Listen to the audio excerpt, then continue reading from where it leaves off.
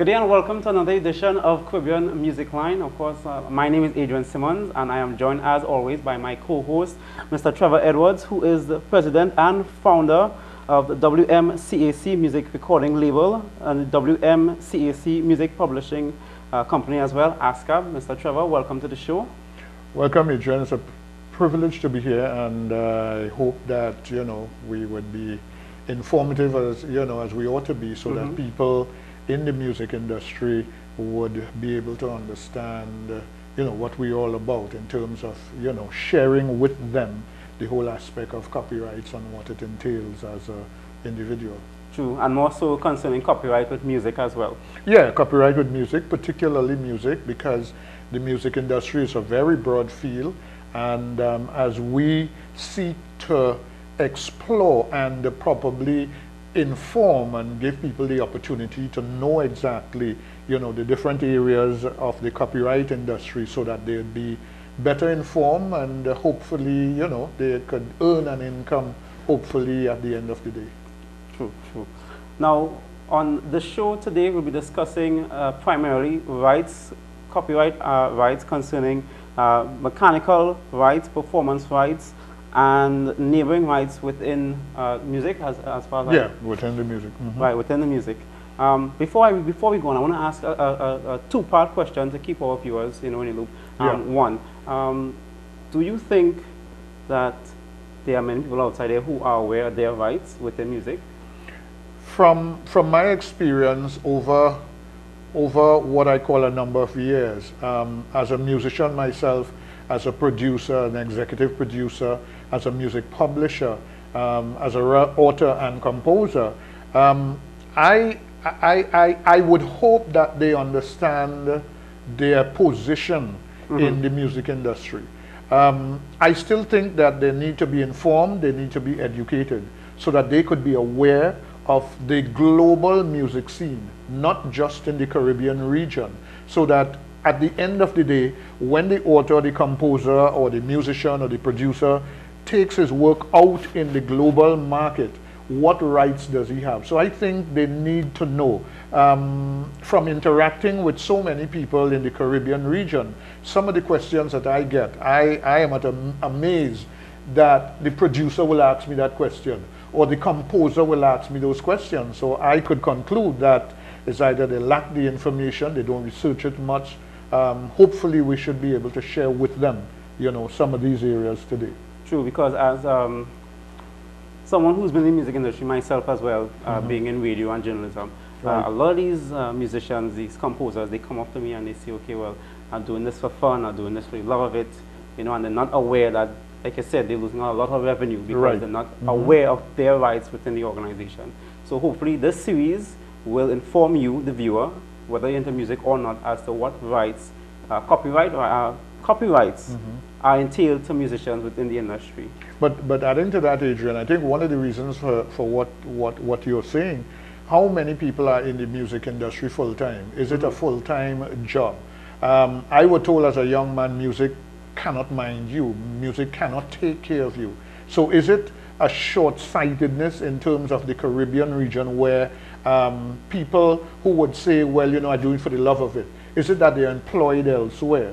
So you find a person who live by the product, live by it, would think differently, would educate themselves differently, compared to a person who work, their job description is in a different area, different spectrum. So it is really part-time. Boy, I just love to play music, so I use it part-time. But for me, as a producer, as a record label owner, as a publisher agent, I do this full-time, so I need to know every area of the industry, for myself.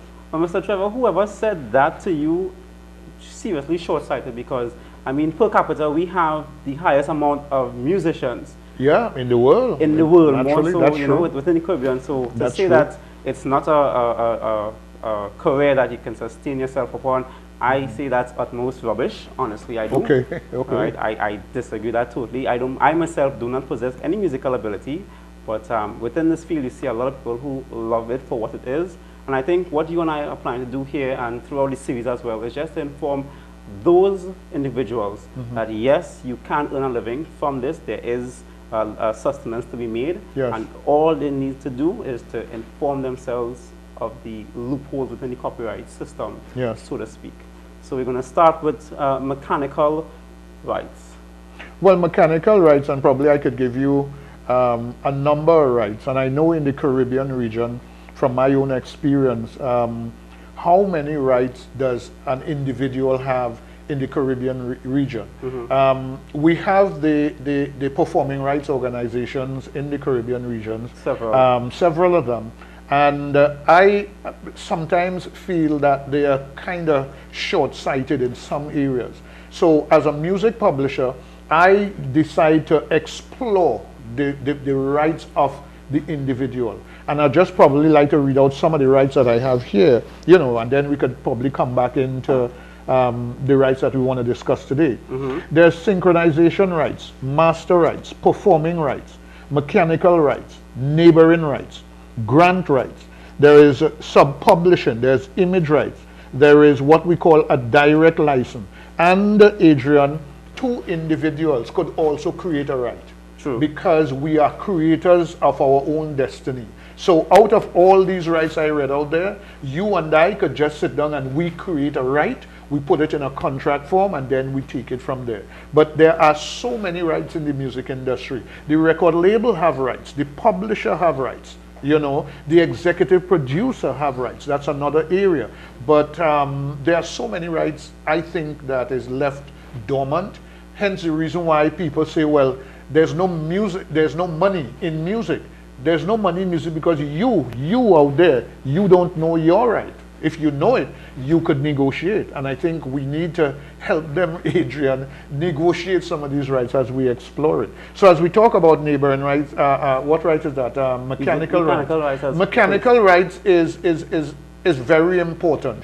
If we were to define mechanical rights, it's a license granting the right to record and release a specific composition at an agreed fee per unit, manufactured and sold. Right to use a song owned by someone else on a recording. So the mechanical right is an important right. In the Caribbean, I think we deal with more mechanical right and anything else. Where does mechanical right start? Does mechanical right start with you and I, the author and the composer?